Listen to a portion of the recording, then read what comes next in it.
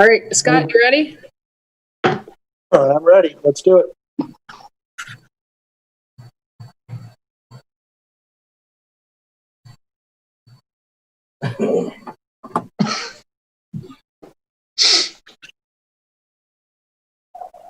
All right. Looks like we're all here, Jana. We're ready?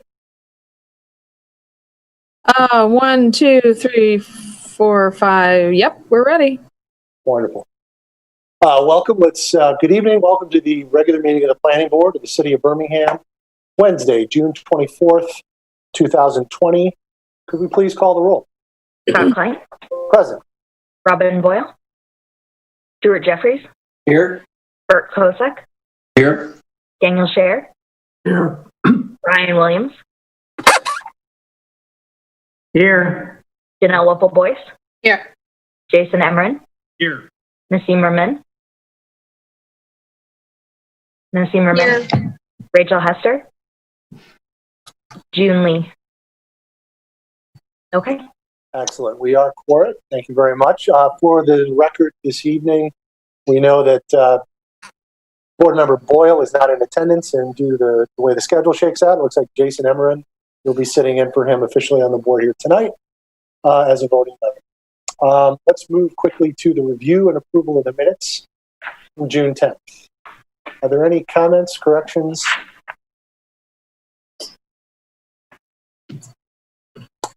I'm stunned. None? Well, seeing none, do we have a motion to approve the minutes of June 10th, 2020? So moved. Support. Motion by Mr. Williams, supported by Mr. Pcehr. Is there any conversation? All those in favor? Aye. Aye. I Abstain for believe it has to Jason be a roll Emmerich. call vote. Yeah, I think you're right. I screwed up already at 7:32. So we will do that roll call just for a clear record. Please call the roll. Brian Williams. Yes. Daniel Pcehr. Yes. Janelle Whipple-Boyce. Yes. Jason Emmerich. Abstain. Okay. Scott Klein. Yes. Stuart Jeffries. Yes. Bert Kosak. Yes. Okay. Excellent. Thank you. Chairperson's comments. Well, as you've seen, I have already screwed up once. It will undoubtedly not be the last time this evening. We are here at our regular meeting of the Planning Board, which we're holding again in a virtual space. Doing so at the recommendation and approval of the city administration and the city attorney, following all guidelines thereof. This evening, a couple of quick ground rules for those watching and viewing at home or on the computer. We will have public comment. We will have an opportunity for the public to speak. It will be after each agenda item. I will go to the public and announce it. When we do so, I would ask you to use the raise your hand function in Zoom, which can be accessed via the bottom of the screen.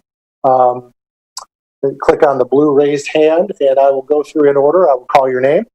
You would please introduce yourself by your name and address just for the record, and then feel free to provide your comments on the topic at hand. I don't know whether tonight will be a long night, but I will say that I do have the option to limit comments if I feel that things are dragging on a little too far. So please do your best to be brief so that everyone may have an opportunity. And then lastly, as a reminder to the board, all votes will be roll call, as we just saw my little test. Secondly, when you are looking to raise your hand or second a motion, if you could physically raise your hand too, that would very much help me, as I've got two screens and about 7 boxes open right now trying to herd the cats, which is running a meeting. With that, Jana, are there any changes to the agenda as proposed? No, there are no changes as proposed. Wonderful. So let's move right into it. Our first item tonight is a community impact study for 469 to 479 South Old Woodward.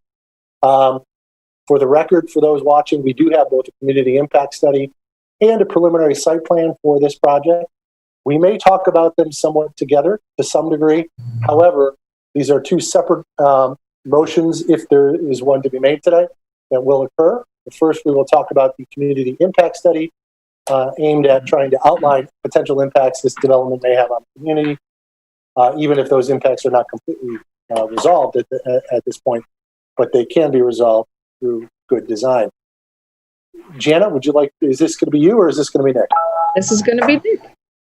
Wonderful. Nick, welcome. And why don't you start us off in the community impact study for 469, 479 South Old Woodward. All right. Hi, everyone. As you said, part one of this double feature tonight, I've got the community impact study for 469, 479, the 5-story building that is currently proposed at that site. As most of us very well know, it's located at the south end of downtown Birmingham. It's in the B3 and D4 zoning districts. It's currently got 2 one-story commercial buildings, a small parking area in the rear. The site's currently sandwiched in between the Birmingham Place and the 555 building. This community impact study outlines a proposal, again, for a 5-story mixed-use building with first-floor retail, 119 parking spaces, which are spread between 2 underground levels, some subterranean lifts, and a ground-level parking facility, second-floor office, and 45 residential units on floors 3 through 5, as well as a rooftop patio. Just a reminder that I'll abbreviate from here on out, Community Impact Study is CIS, is required for a new structure or building over 20,000 square feet of gross floor area to be prepared at the same time as preliminary site plan.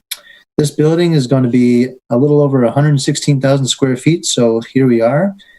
A quick reminder that the CIS acts as a foundation for discussion between the planning board and the applicant on things that are beyond the normal scope of the information addressed in the preliminary site plan review, and the planning board accepts the CIS prior to taking action preliminary site plans. Again, the use proposed will be a mixture of retail, office, and residential. This falls within the Birmingham downtown, so we use the Birmingham downtown 2016 plan for reference, which encourages a number of things, including direct development within those boundaries of downtown, a form of development that will achieve some physical qualities to maintain the economic vitality, encouraging the renovations of buildings, but making sure as well that new buildings are compatible, and ensuring that new buildings will enhance historic districts if they're in them, and reflect the city's cultural, social, economic, political, and architectural heritage. So the proposal indeed does well to consider many of those recommendations and the intent of that plan. The proposed building's design, the placement, the height, the general circulation, and the first floor retail use match exactly the intent of the plan. The applicant has also offered some of their own suggestions as to how it could match the plan, including an anchor tenant, which in the 2016 plan is outlined as important for downtown businesses. It looks like they've set aside a significant portion of the first and second floors for an anchor tenant, which wasn't directly called out, but it's alluded to that it might be a bank. There are 2 other banks in the area, which kind of goes against their assertion that it won't really take away from any other business in the area, but they mention it nonetheless. Other than that, it's a very pedestrian-oriented building. It's got full facades on each side. It fronts 3 streets. They present to each street and does the design justice. And it does seem to achieve the physical qualities necessary to maintain and enhance that character and economic vitality that the downtown plan was looking for. In terms of the land development issues, the applicant has provided a Phase 1 and Phase 2 ESA, Environmental Site Assessment. Going through these sections here, I want to let everybody know, and I'll try to do so where it applies, but as you all know, this was submitted as a 9-story originally. This is now a 5-story proposal, so several of these sections have been revised to reflect that. But there are also things that you'll see dated from 2017 that didn't necessarily need to be redone for the 5-story. So the geotechnical investigation was performed by SME, one of those updated for the 5-story. It explained the subsurface conditions, mostly asphalt underlain by clay, fill, natural clays, all the way to explore depth. The report generally suggests that the deep foundations may be required for the development. as well as stating that the new building will require a temporary earth retention system to maximize the footprint. The Phase 1 ESA, that was completed by PM Environmental in 2017. It noted that, the site had some various uses on site and around the site, including an automotive dealership and service garage. So that's called out in the Phase 1, as well as some of the potential in-ground hydraulic hoists that may be there. The Phase 1 also reviewed the City of Birmingham and Fire Building Department records and the MDEQ records that documented 3 underground storage tanks on site. All of that led to the procurement of a Phase 2 environmental site assessment, also in 2017. They'd made some soil borings, and they concluded that the soil samples resulted in some concentrations of all sorts of chemicals that I don't need to say because nobody knows what they are here. But they did feel that the issues noted in the Phase 1 ESA had been adequately assessed and that no further investigation was warranted. However, PM Environmental did recommend that the potential in-ground hydraulic hoists that may have existed for the automotive repair shop or garage be removed from the property for proper disposal.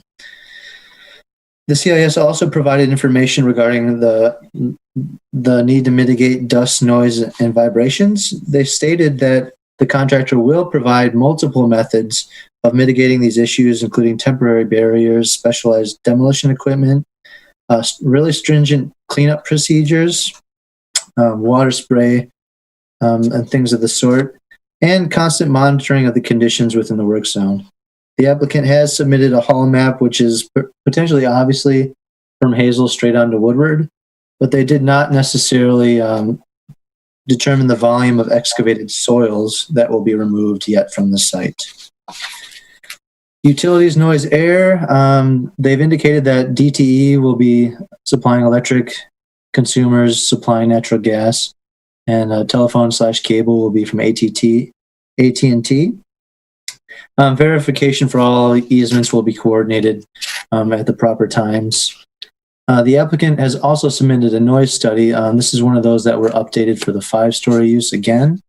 The report by Colano and Saha really concluded that the findings from the original noise study performed 2 years ago for the 9-story building would be similar, though perhaps slightly higher, as more people live and move around the city of Birmingham in 2020 as opposed to 2017. The consultants also stated that due to the reduction of the current business and traffic activities, updated measurements at this time would not likely represent a typical condition. And that reduction of current business and traffic activities, of course, is the COVID-19 pandemic. In that original noise study that they say is A-OK, they long story short, they noted a day-night level, sound level at an average of 74 decibels. HUD determines that 65 decibels is a desirable goal for the residential land use, but HUD considers the measured level on the site as normally unacceptable for residential use. The engineers describe this as the worst case scenario, as it represents a position really close to Woodward. Moving up in elevation, the sound level is expected to decrease. The noise assessment noted that the only noise that will emanate from the proposed development will come from the building-wide heating and cooling mech systems, below-grade parking exhaust fans, etc. The applicant finally, in regards to air, they stated that the development is located in the Southeast Michigan Air Quality District with monitoring stations close by, and that the proposed development use is identical to its surrounding uses and will not establish any negative trend in air quality standards. Environmental design, historic values. No demonstrable destruction of historic or natural features will take place. As we all know, it's currently fully developed. They feel that it will actually enhance the site as they plan to front all 3 streets and do the facades justice. They seek to fill that void that's currently they've called a missing tooth in the past, trying to solidify a structural mass and frontage as you enter the city. At this time, they haven't indicated any lead design goals. The CIS also indicated that all loading, mechanical, and waste facilities will be located inside and fully screened by the building, which is good. Also, the existing buildings are not designated historic currently, nor are they within any historic districts. It doesn't appear that the applicant has contacted the SHPO or the Interior of the State, Secretary of the Interior. But based on the current conditions on the site, staff doesn't really recommend further exploration into the historical values. Refuse sewer water. The CIS describes that the refuse area is typical of buildings similar in size. The project will include a trash chute onto every floor that culminates at a trash compactor on the main level, which has direct access to the Woodward side of the development. A recycling chute will also be included in the same facility as the refuse. The lower parking levels, they explain that custodial staff will remove those waste receptacles and bring them to the appropriate areas. We noticed, this is where the crossover happens to the preliminary site plan review, but we noticed on the plans that the applicant did not draw where the solid waste facilities will be located, and that was before. I want to let you know that we did receive revised plans that show the 2 solid waste areas in the receiving room, again, on the Woodward side as they had intended. The CIS states they intend to connect to the existing 8-inch public combined gravity sewer, as well as a 12-inch combined, I lost my site. A 6-inch service lead will be to the building, and it's anticipated that the existing infrastructure will have the capacity to adequately service the development's wastewater discharge. That applicant intends to use that discharge for all rooftop runoff and site runoff. They mentioned that as that rear parking facility that exists now will be removed, there will likely be less pollutants entering the system.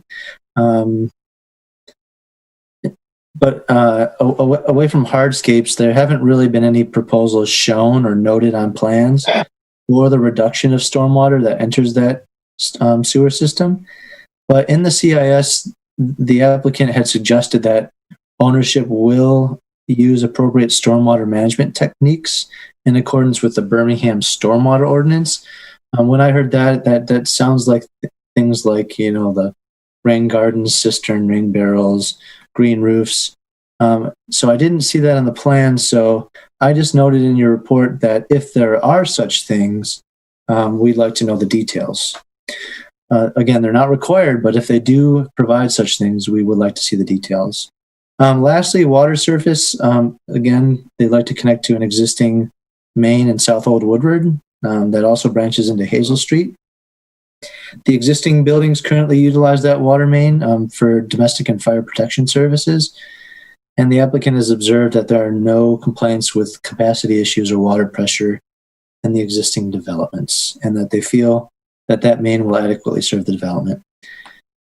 Public safety, the applicant has excellent access. It's fronted on 3 streets, so there's no issues there.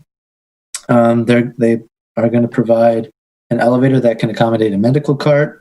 They've stated that there will be a fire command center, and that the alarm center will be state of the art. We didn't see where the fire command center is located on the plans. We asked that they note that at final site plan review. Additionally, we didn't see any plans for the fire suppression system. We understand that's not designed until further in the process. We just asked that the the fire department be privy to that design. Moving on to transportation. The applicant had submitted a Form A traffic study prepared by Bergman in March 13th, 2020. This was another one of those that got updated for the 5-story versus the 9-story. And in a similar fashion, the consultant's report stated that although the new 5-story was submitted, their conclusions from the original traffic study remain, and that the consultants expect no adverse traffic impacts due to the proposed development. Their consultants, Bergman, go on to explain that the original issues that were kind of brought up in that traffic study by our consultants were in relation to the proposed valet for what was a hotel use. Since there's no hotel use, there will not be a valet service on site. The revised traffic impact study did go on to review that original study, and it referenced trip generations to determine if the new mixture of uses would generate less or very similar daily and peak hour trips. Their results showed that there would be an increase of 29 average daily trips for the proposed development and its commercial office and residential uses. They concluded, though, that the information collected does not warrant a collection of any additional data. And moving on, the CIS also states there's quite adequate access to various methods of transportation that will service the needs of the site. There's smart bus locations very close by. There will be bike racks available. And they've noted in their report, of course, full barrier-free access to the building. But also they noted there will be available smart car, scooter, and electric vehicle charging also available on site. It wasn't on the plans, but we don't necessarily need to see it. But it's encouraging to see that electric vehicle charging is starting to take hold in private development. The city's traffic consultant did get a chance to review that traffic impact study, which we have received. It was in your packets tonight. And they requested 3 things. They thought that some additional information should be provided by the applicant regarding how the gated access will work and the impact of the metering the ingress traffic along the adjacent roadway network. Second, that the applicant should consider relocating the parking garage access further west to provide additional area for vehicle queuing on Hazel Street. They feel that there's a potential for crashes with the additional. It would reduce the potential for crashes with the additional site distance. In addition, locating this access further west could reduce the potential that the site access is blocked by eastbound vehicles on Hazel Street at Woodward Avenue. Finally, they recommend that the applicant obtain approval from MDOT for the proposed site access on Woodward Avenue prior to final site plan. Moving to parking, just a general summary here. The applicant's proposing 119 parking spaces where 97 are required. Again, 2 underground parking levels, some subterranean lifts, and 1 ground level facility. There are other issues present with the parking facilities on site, but we will get into a much deeper dive in the preliminary site plan review. Lastly, natural features. Again, it's fully developed. They won't be destroying any natural features. There's no floodplain. The Rouge River is really far away, so we're all good there. The departmental comments are all very general for this. The fire department submitted general comments. Mostly, it seemed like things that don't really get designed until further along in the process. The police department was originally curious to see how the parking played out in regards to the original report that noted that the applicant was short. So they will be privy to the updates soon. And yeah, that's it. To summarize, there's 4 issues that are outstanding. We need to know the volume of excavated soils. We'd like the details on any proposed stormwater retention if they do end up proposing such. We'd like them to provide all the details, the public safety details to the fire and police departments. And finally, we'd like them to provide the information requested by the city's traffic consultant. The suggested action was to accept the CIS as provided by the applicant for the proposed development at 469, 479, with those four conditions. And that's it. If you'd like to see any of the pages, I can bring up site plan, but it's up to y'all. Thank you, Nick. Board, are there any questions for Nick related to the report that he's provided on the CIS? I know this is one we are quite familiar with. Ms. Whipple, please. One of the action conditions of a potential motion is that the applicant provide the information requested by the city's traffic consultant. And one of those points that they made was probably more than just getting information. Of course, it was moving the garage door to the west. So how, Nick, would you expect to receive information about that? Fair point. I may change that to say work with the city's traffic consultant to, I guess, address the issues outlined in the consultant's letter. Maybe that's more typical of these types of situations. Of course, if they've got to redesign the entrance, that'll change the building a bit. But yeah, Jana, that's typical of what we do, right? I mean, just work with the city's traffic consultant to revise the issues noted in their report.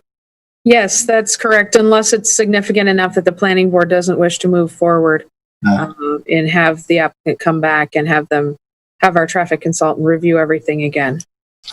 So, hey, Nick, on that topic, just for clarity, as I read the traffic consultant's letter, the letter states consider, does it not? The traffic consultant is not suggesting that in certain terms that this board require it, are they? That's right. Consider is the word that they used. Okay.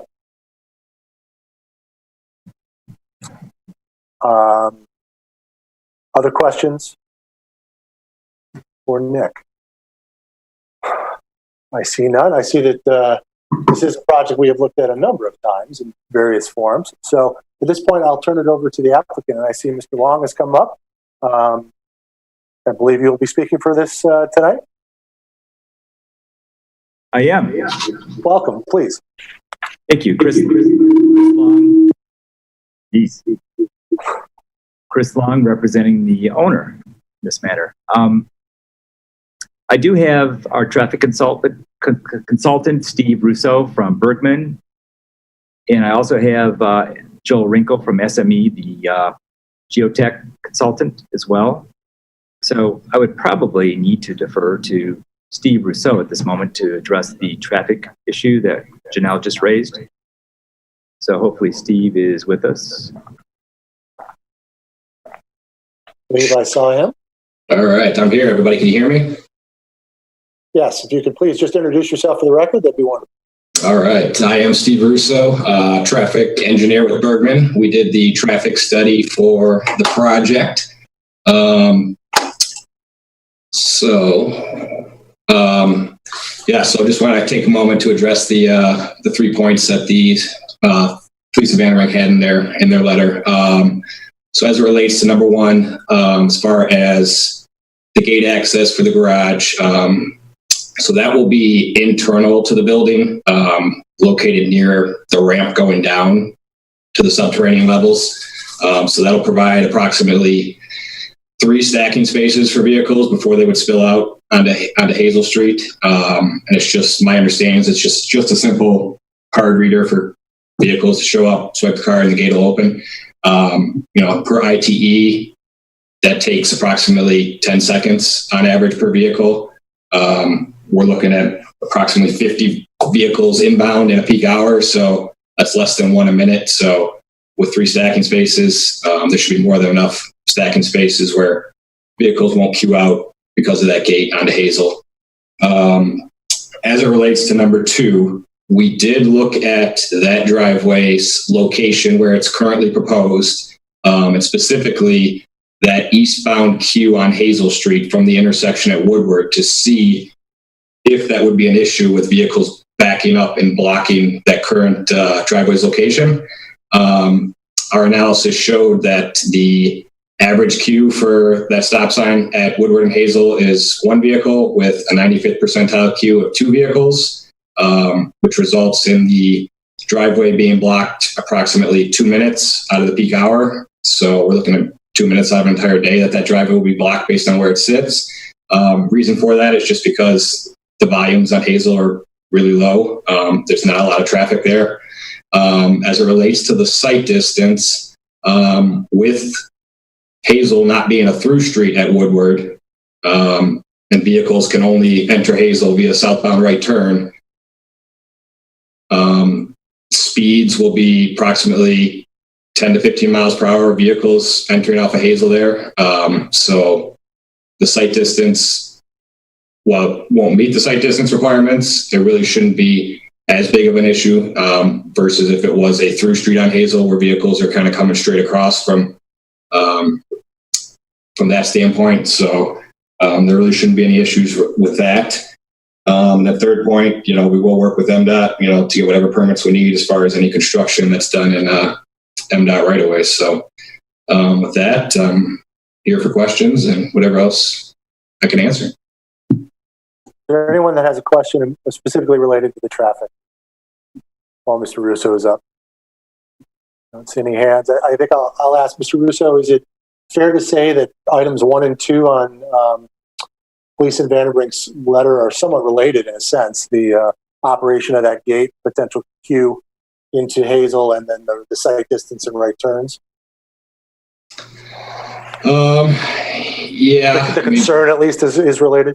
Yeah. The concern is definitely related. I mean, they're concerned with obviously vehicles from that queue, that gate backing out onto Hazel, and then a vehicle coming off of Woodward. And next thing you know, there's a vehicle stopped on Hazel trying to get into the garage. So, they're related from that standpoint. Yep. So if this board decides to accept the report, you would certainly be able to work with their traffic consultant to just delay any concerns that they may have, correct? Yep, correct. Thank you. Are there any other questions related to traffic? I see none. Thank you, Mr. Russo. Mr. Long, was there anything else you wish to address related to the CIS while we have you here? Only in the sense that I know the one open issue raised by Nicholas was the amount of yardage being removed from the site. That's still a concern. I have Joe Wrinkle from SME that could answer that question if you would so wish. Joel is there. Mr. Wrinkle, it must be important. We have soils engineering. So please, if we could unmute Mr. Wrinkle and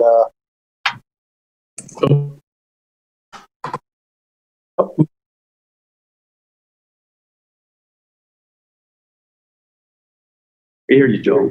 There we go. We good? There we go. Could you Okay. please welcome Mr. Wrinkle? You could introduce yourself and perhaps answer the question for us.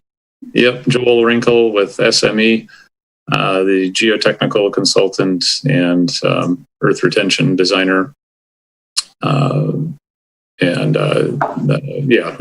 to help answer questions about soils and anything below grade when it comes to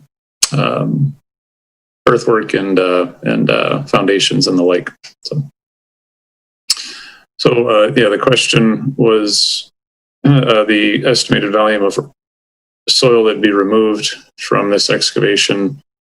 Right now, we're assuming it's a 25-foot deep excavation, about 18,200 square foot of plan area for building footprint. When we do the math on that to get cubic yards of soil, we come out with about 18,000 cubic yards of soil in theoretical volume, and a truck yard, which is going to be fluffed by about a factor of 1.5. The volume is about 25,000 cubic truck yards of material that would be removed. Thank you. Any questions related to soil? No. Seeing none. Mr. Long, is there anything else you wish to add before I open it up to any other questions related to the architecture and development? I don't think so. Are there any questions from the board for Mr. Long related to the development itself? I know this is just the CIS, not the site plan, but I see none. Thank you, gentlemen. If you'll hold on, we may come back to you. At this point, I would like to open up the meeting to public comments related to the community impact study for this project. If you are a member of the public and you wish to provide a comment related to the CIS, please use the raise your hand function in Zoom, which is located at the bottom near the center in your command console. And I will just look for your names and call you out. Looking. I see no hands up. Jana, I don't know if you see anything I don't. But... I do not see any hands up either. Okay, going once, we'll bring it back. So let's bring it back to the board. Back to the board. Is there any conversation at the board level? Anyone wish to start us out?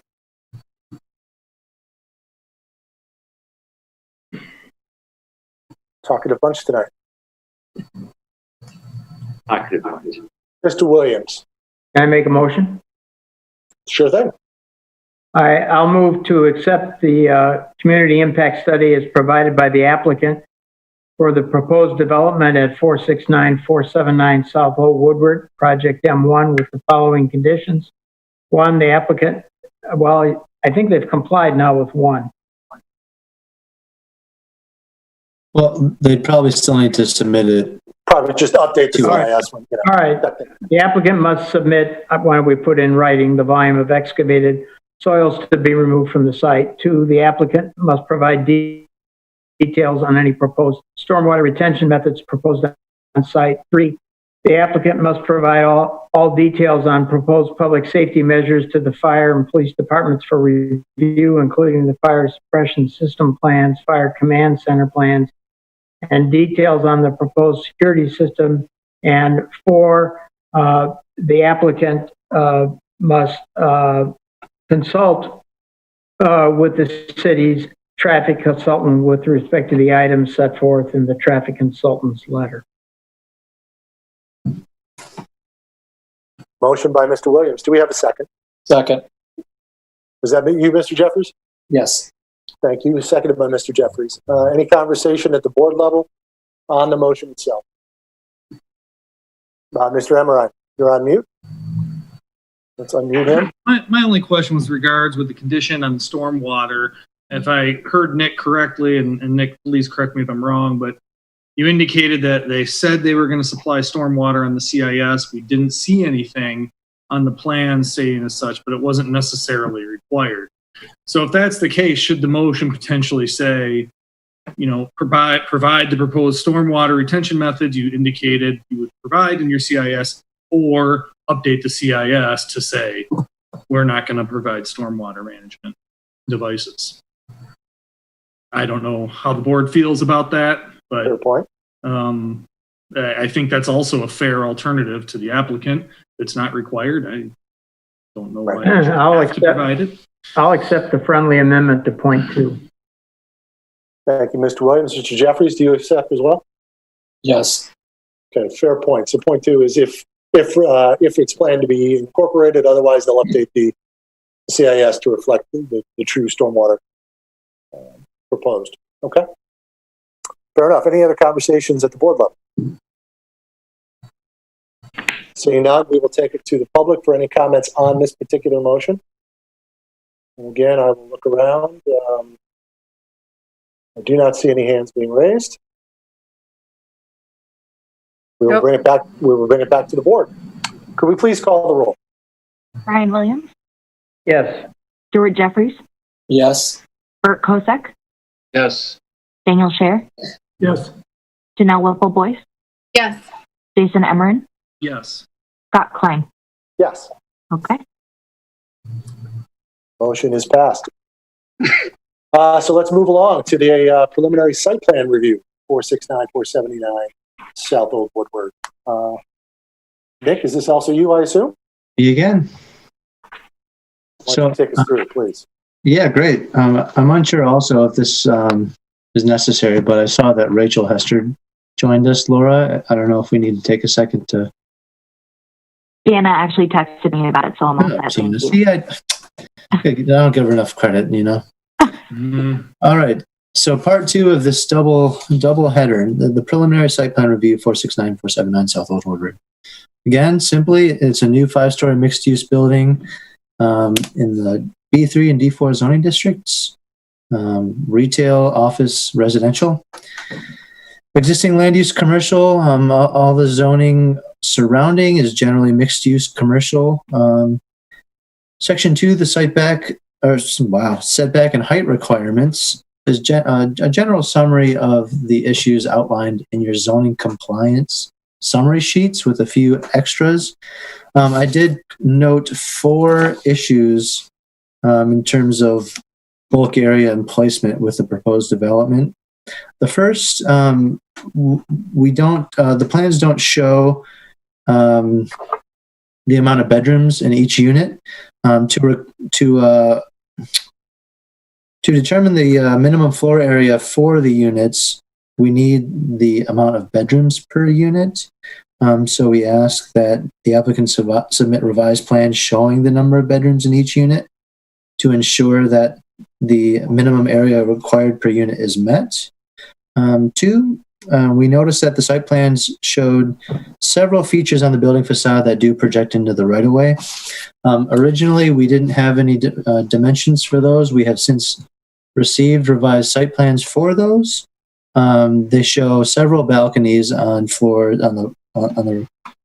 I think floors 2 through 5. But either way, they only project 2 feet into the right-of-way, which allows the planning board discretion as to whether or not they would like to approve those projections into the right-of-way.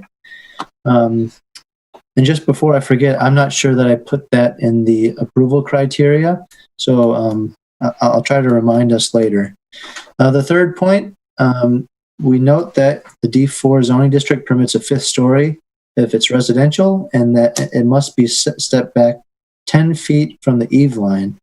Again, originally we didn't have that dimension. We have since received that dimension, and it's shown as 10 feet, so it now meets that requirement. Finally, the rooftop use that I alluded to in the community impact study, there are several requirements to the rooftop uses. I noted, again, originally we were lacking those dimensions. We have since gotten much of those dimensions. There will be a shade structure on the roof. It's going to be affixed to the building. It is set back over 11 feet from the eave line, which meets the requirements. But we did still see what we feel is a large enclosed area, which would be considered habitable space. The rooftop ordinance does not allow habitable space on the rooftops. So we're asking the applicant to revise the plans to show no habitable space on the rooftop use. Moving on to screening and landscaping. The dumpsters, again, as I said in the CIS review, they're going to be located in the receiving room on the Woodward side of the building, or east side of the building. They do propose 2 separate refuse areas, which we originally didn't know where they were. Now we know. That's a correction in your report in blue. An additional quirk in the B3 zoning district. It does require a minimum of 2 refuse storage areas. Again, originally we didn't see those on the plans. We now see those on the plans. They did note that they're going to be a separate solid waste and a separate recycling facility in each separate waste area, meeting the ordinance essentially, and it's fully screened because it's within the building envelope. The parking lot, again, fully screened in the building envelope, the ground level and 2 underground parking facilities. Mechanical equipment, kind of a reaction to what we discussed at 219 Elm Street, how both during final inspections and kind of as the site plans evolve, we noticed things, meters, equipment start to pop up on the site.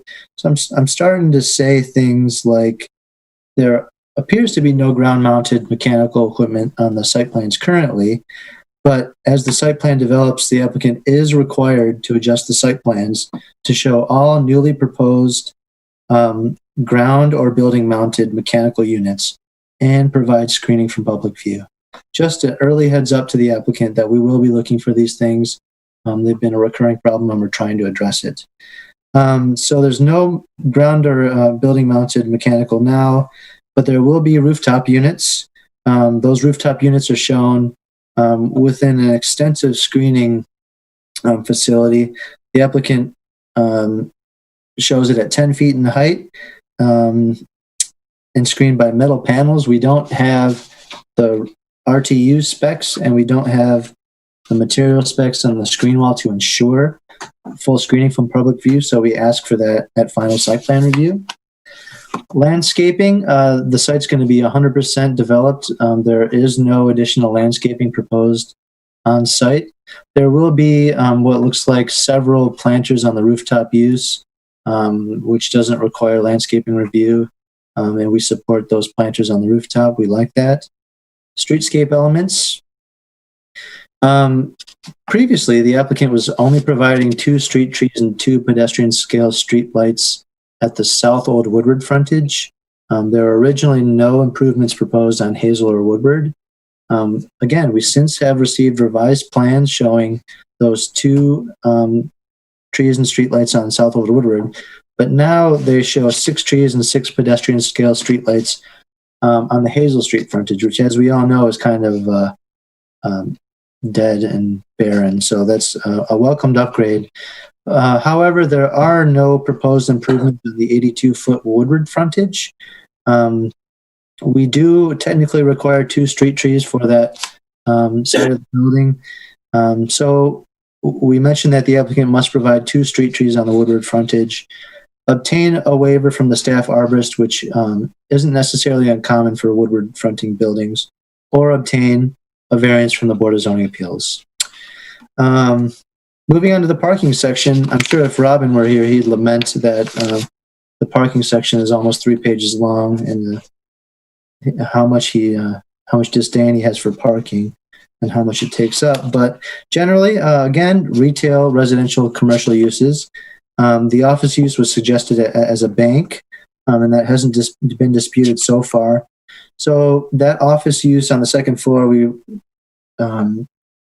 is the same calculation as the residential on the main floor. And then for the residential units in the B3 zoning district, they're required to provide 1 off-street space for each 2 or less room units and 1.25 spaces for each 3 or more room unit. I note that since we don't have a room layout for any of the 45 proposed units, there could be a mixture, and I'll let Chris talk to this later. There could be a mixture of 2 or less, or 3 or more units, or all 2 or less, or all 3 or more. So I prepared the 3 scenarios for you all. Basically, I did one scenario where they're all 3 or more room units. I did one scenario where they're all 2 or less room units, and I did the last scenario where there's a mixture, and I made some assumptions in that scenario. The most intensive parking requirement was scenario 1 at 108 spaces, where the least intensive was scenario 2 at 97 spaces. So to explain myself a little further, we calculated the retail square footage and included the lobby on the north side as the entrance to the office and residential uses up there. We calculated that as 1 per 300, which is a little different than the original site plans had noted. We also considered the receiving area as a general commercial use because it'll be used by people. It should be considered in the parking calculations. I wanted to mention in scenario 3, the mixture of 2 or less and 3 or more, that I made some assumptions that the 8 largest units, which were in between 1115 square feet and 1170 square feet, were 3 or more room units, and anything less were 2 or less room units. So I wanted to explain myself there. And finally, there's another quirk in the B3 zoning district that allows an applicant to reduce their parking by up to 40% if office and residential is combined in the same building. So long story short, that particular allowance reduces the off-street parking required at this particular building by 22 parking spaces. So we asked that ultimately, or we had asked, excuse me, that ultimately the applicant clarify what the receiving area will be used for, how many rooms are proposed in each unit, to provide a final figure for how many off-street parking spaces will be required.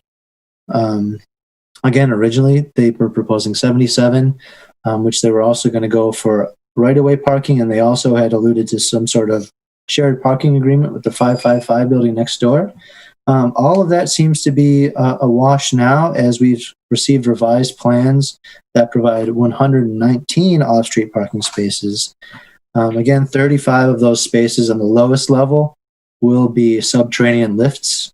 That effectively doubles the capacity of those 35 parking spaces.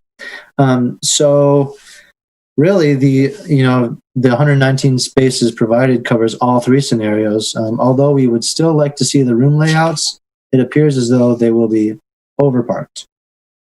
Another issue in regards to the off-street parking facilities, specifically the ground level facility, there's a section in Article 3, the downtown overlay standards, that states that an off-street parking facility contained in the first story shall not be permitted within 20 feet of any building facade on a frontage line or between the building facade and the frontage line. The site plans show that parking facility. I should have shared my screen earlier. I'll do so now just to show everybody what I'm talking about. Here, no. All right. Oh boy.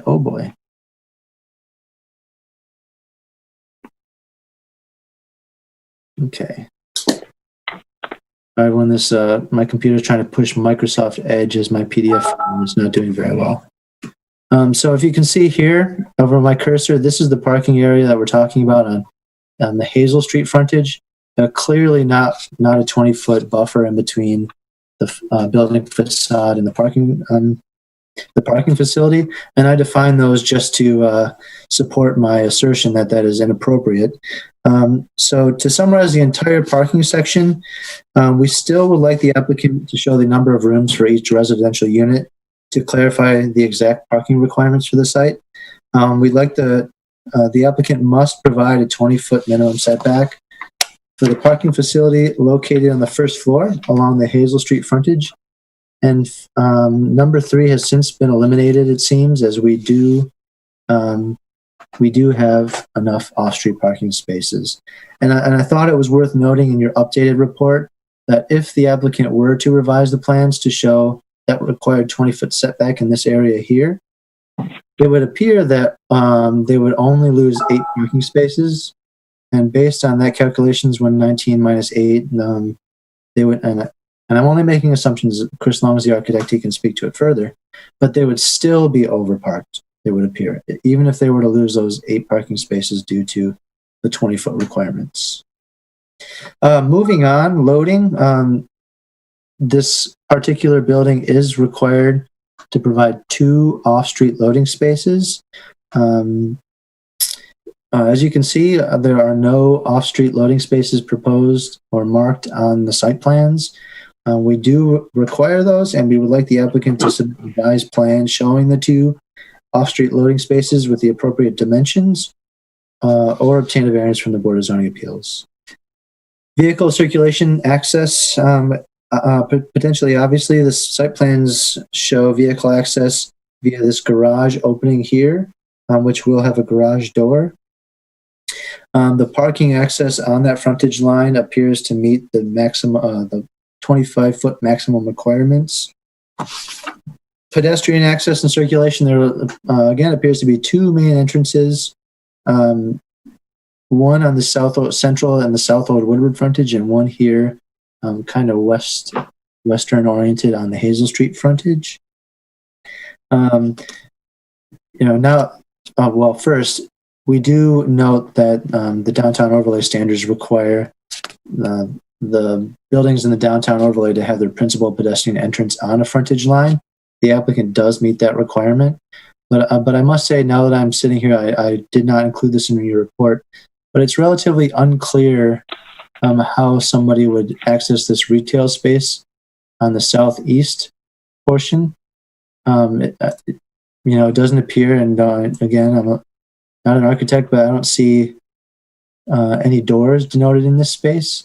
So I guess we'd like to know how pedestrians can access that second retail area on the Woodward side. Finally, lighting. Again, it's not uncommon, but we haven't received any photometric plan or any proposed luminaries that will go on the development. We ask that this does get submitted to us at final site plan review to ensure that the illumination levels are not exceeded. Departmental reports, again, very similar to the CIS, mostly the same actually, but I did want to let you know that I did receive comments from the Department of Public Services that I want to read to you. Basically, they want to advise the applicant that there is a planned future city project, the Old Woodward Streetscape, that can potentially impact the streetscape items that they're proposing, which include tree wells and grates, the spacing of trees, and the furnishings such as bike racks. I will provide the applicant with those comments. Additionally, I did receive comments from the building department. It appears to be all general building code related. These will be made available to you in the next packet, and these will be made available to the applicant for review. But again, mostly general comments. Let's see. Again, similar to the lighting section, the design review. It's not atypical that the applicant hasn't necessarily chosen finishings on the facades just yet, although they've submitted colored elevations and the like. So we asked that at final site plan, all material specifications, the samples, the glazing calculations are all submitted at final site plan review. Required attachments, everything looks to be in order, except for the aforementioned photometric material specs, material samples. But the existing conditions plan also appears to not have been submitted at this time. Based on all of that lengthy presentation, the Planning Division does recommend that the Planning Board approve the preliminary site plan for 469-479 South Old Woodward with the following conditions. I'll summarize. We'd like to see revised plans showing the amount of bedrooms to ensure the minimum area per unit is met. 2, we'd like to see a revised rooftop plans that shows no habitable space for the rooftop use. 3, we'd like all the details on the proposed rooftop units and the screen wall that will be screening such. 4, the applicant must provide 2 street trees on the Woodward frontage, obtain a waiver from the staff arborist, or attempt to obtain a variance from the Board of Zoning Appeals. 5, the applicant must provide the number of rooms in each residential unit to clarify the parking requirements. And 2, provide a minimum 20-foot setback for the parking facility located on the first floor along the Hazel frontage. 6, submit revised plans showing 2 off-street loading spaces or obtain a variance from the BZA. 7, submit details on the types and placements of all light fixtures as well as a photometric plan. 8, submit material specifications, samples, and glazing calculations for the design review. 9, submit an existing conditions plan. And finally, 10, comply with the requests of all city departments. With that, again, I'm more than willing to bring up any of the pages in the site plan that you'd like highlighted. And I'm open to questions. Nick, before I throw it to the board, I guess, reminder, there was the notion of projections you wanted to add in. Thank you. Let's see. I'll just add an 11, maybe. The planning board approve the projections into the right-of-way. Is that? And those are less than 2 feet, so it is our purview, correct? That's correct. Okay, great. Thank you. To the board, are there any questions of Nick after that wonderful report? Start with Mr. Pcehr. Thank you. Nick, given the centrality of the site plan of the driveway, have you spoken to our planning consultant to see how seriously we should take to consider moving the driveway? The traffic consultant, we have not spoken extensively about the move. So do you have any concern about approving a preliminary site plan at this point with the driveway that, from what I'm hearing, might be a significant concern or not a significant concern to our traffic consultant given its location?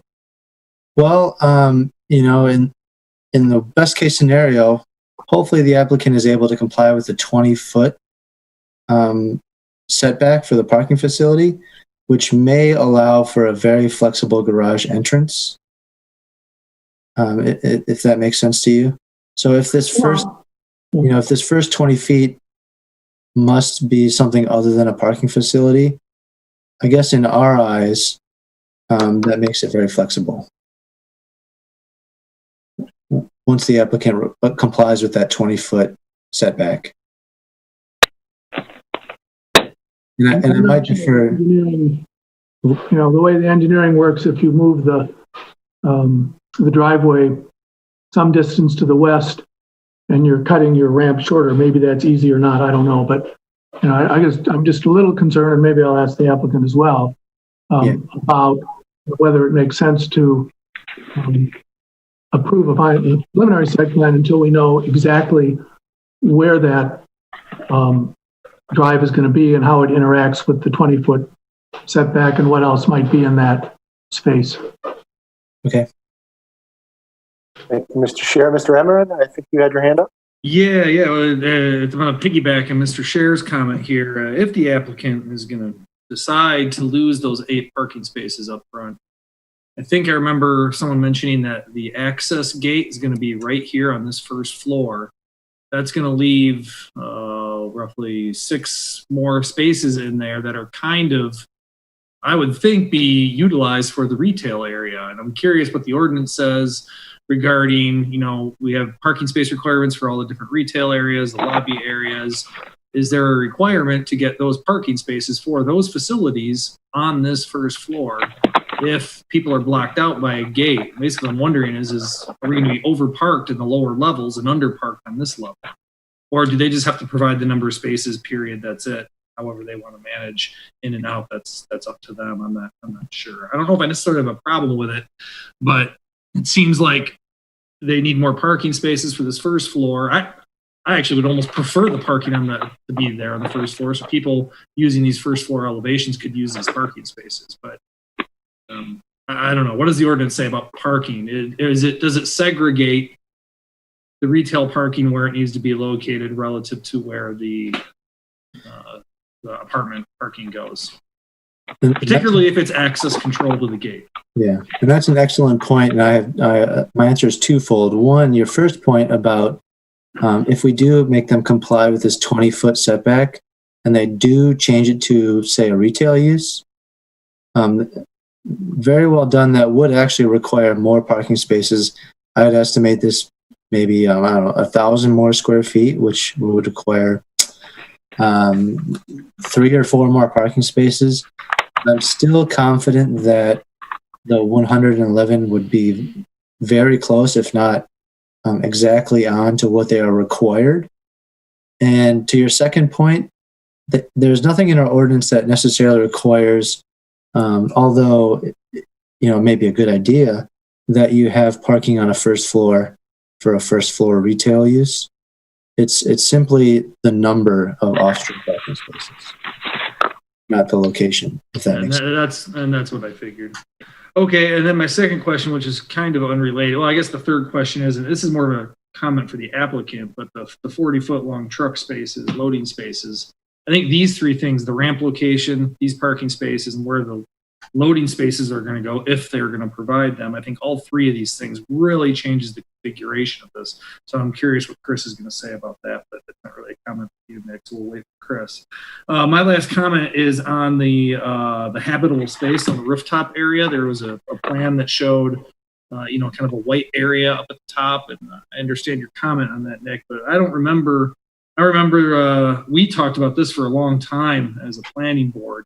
I don't remember what we came to. I thought we were allowed some space, but I thought, did we limit it based on square footage, or what did we decide on? What does the ordinance say for how much space they're allowed up there?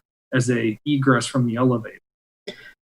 So they are allowed exactly that almost. An egress space that is exactly the size of the elevator. And I can't think of the verbiage exactly, but Janet and I just discussed it the other day. So essentially they'd be allowed something the same size as the elevator for like queuing and egress. But as you can see, the space here is considerably larger. So we didn't allow any sort of vestibule, is what you're saying, Nick, when we approved that. Yeah, the only vestibule that we would allow is something that is the size of the elevator. Size of the elevator. Or something along those lines, you know. Yeah. Okay, that's it for me. Any other questions of Nick before Mr. Jeffries? Just to that point, as I'm reading up all these different articles about the Office of the Future and all that, queuing for an elevator might be different in the future. And I do remember that we didn't allow a lot of space, but let's say there's a thunderstorm and you got a queue for that elevator and you're trying to stay 6 feet apart. The vestibule, the size of the elevator shaft isn't going to help us much. So I would personally give some flexibility there. It doesn't look like a huge space. I don't see that as being bathrooms and a bedroom or anything like that. It looks, maybe double what the shaft is, which is, or maybe 2.5 times, but still not enormous. Any other questions of Nick? Seeing none, I see Mr. Long patiently waiting. Would you like to add anything to the report or maybe answer any of the questions that have been raised? Actually, there's probably no reason to bore you with the presentation, so maybe addressing the questions would be better. Sure. Specifically to Jason's questions in the ramp issue. I personally vehemently oppose putting a ramp directly off of Woodward to the building, basically the back end of the building on Woodward. So the buildings north of us all have their garages access off Big Woodward, which I kind of find offensive. I thought it better to have the garage entrance off of Hazel, which is more by your front door, which is more conventional and probably makes some sense. For dropping out, picking up people. I also need a ramp of X amount of length to get down, 10, 11 feet each floor. So I can't really shorten the ramp. And to push the entrance in or west, further west, kind of complicates the traffic pattern into the ramp. And I don't know that everybody understood what Steve was saying earlier, the traffic consultant, is that the gate for the ramp for the garage down is at the start of the ramp, which I can't draw on my computer, but it's at the start of the ramp. So you do have queuing. You have probably 50 feet of queuing, 40 feet of queuing, 60 feet of queuing. Thanks, Nick. Yeah, so it's right by the down, the DN. Keep going, Nick. Further, there you go, right there. That's where the gate would be. So you have more than ample queuing, Jason. And I can't really shorten the ramp, and I really didn't want to bring traffic in off of Big Woodward because it's just weird. If your address is Old Woodward and you tell somebody, come in the back door, which is off of Woodward, it just complicates the whole arrival thing, which is kind of important from an architectural point of view.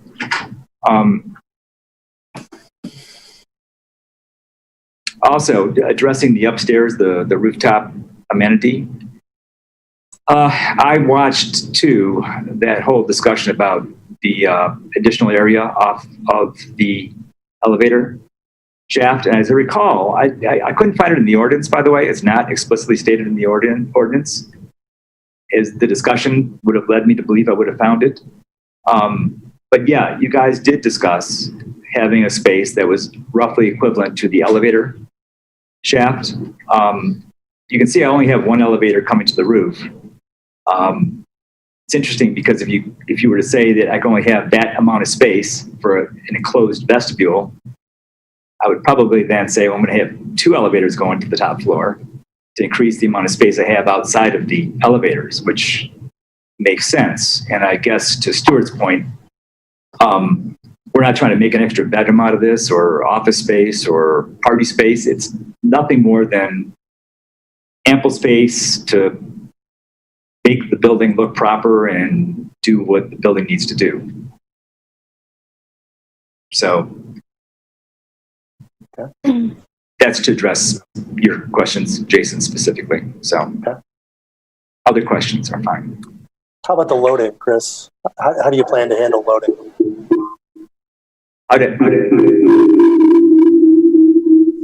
Sorry, Scott.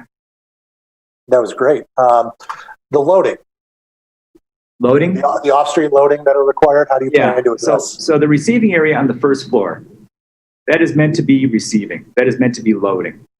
Then in addition, we have, which I know the city doesn't have no jurisdiction over MDOT, but the right-of-way space that we have between our building and Woodward, which you can see from the site plan, does provide actually ample space for loading and unloading, which all the other buildings do as well, by the way. The 12 by 40 is kind of excessive. I can tell you that the last several buildings we have done, we have received a variance for that. But at the same time, that we acknowledge that we need a place where you can drop off and pick up furniture, people moving furniture in and out for deliveries. And that's what that receiving area is meant to handle. So we provided for it because typically you're going to have a smaller truck coming to the site. It's not going to be a food truck delivering to Kroger's. It's going to be a FedEx truck or a small moving van. So we've accommodated that on the site, but the 12 by 40, the two 12 by 40s, that's a tough thing to handle. But you can identify what spaces you are providing, so we get a clear picture of what you're asking for. Sure can. With regard to any variance. Okay. Janelle, Whipple voice. Chris, you told us a minute ago that the gate to the parking will be approximately where it says down. Correct. So does that mean the 15 proposed spaces on the surface lot would be available to everyone to use? It's intended to be retail. Okay, so any retail visitors, guests of the tenant? Correct. They're open, in other words. There's no... Correct. That was a specific request of the owner of the property. Great, thank you. Okay. Mr. Scher. Thanks. Chris, I appreciate the answer about the location of the garage. That's very helpful. I got two sorts of questions for you. One is, have you thought about and are you able to put design features into the building to bring the decibel level down to the 65 that apparently HUD recommends?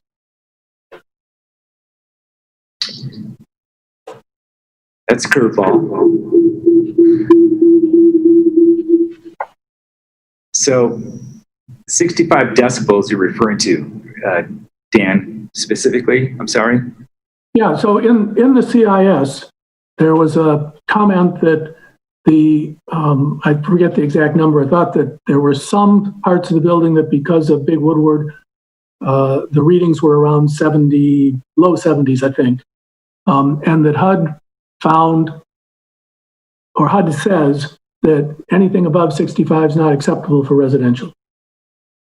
And I thought from Nick's report, he said that the expectation was that as you rose in height, the decibel level would fall. So the problem, to the extent we call it a problem, was in the lower floors. And I don't know if that meant the first floor right on the Big Woodward frontage or the second floor or where it was. But so the question is,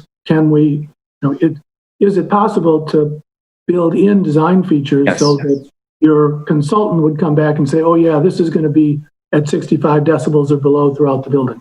Okay, I got it. So the ambient noise that you're referring to is 65 decibels.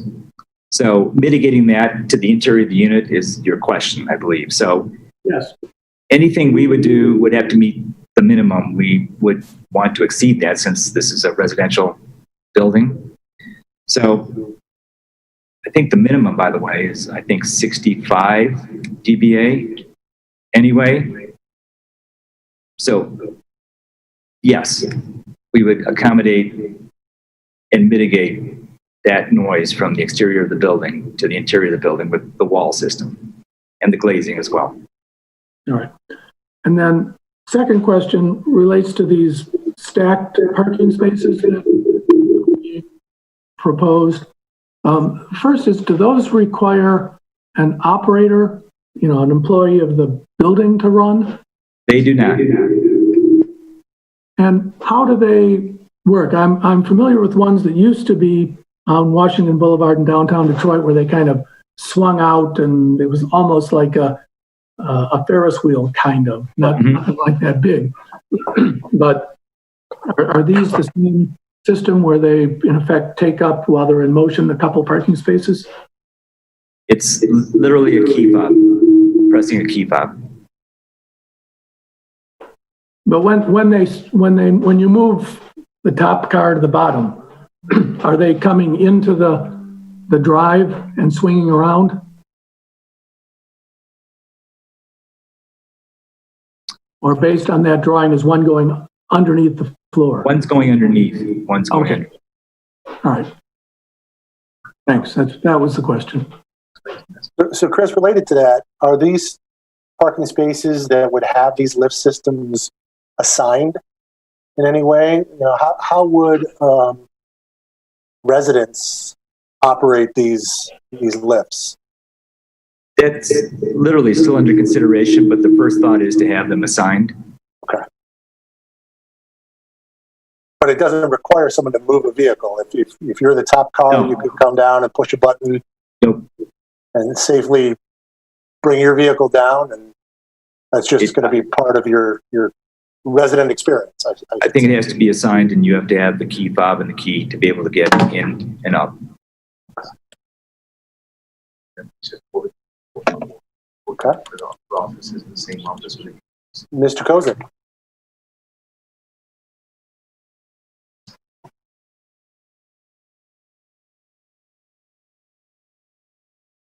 Can you unmute yourself? There you go. Yep. Now, there it goes.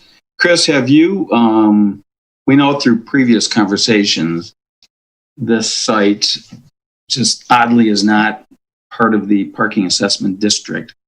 So obviously, I don't think that would help you in any way with the residential parking because you're always obligated to provide that on site. But do you in any way intend to explore that as an alternative to, reduce your on-site parking and become part of that? Not in it. I think we actually have an opinion from the city attorney on that too. I don't recall. It's been a little while.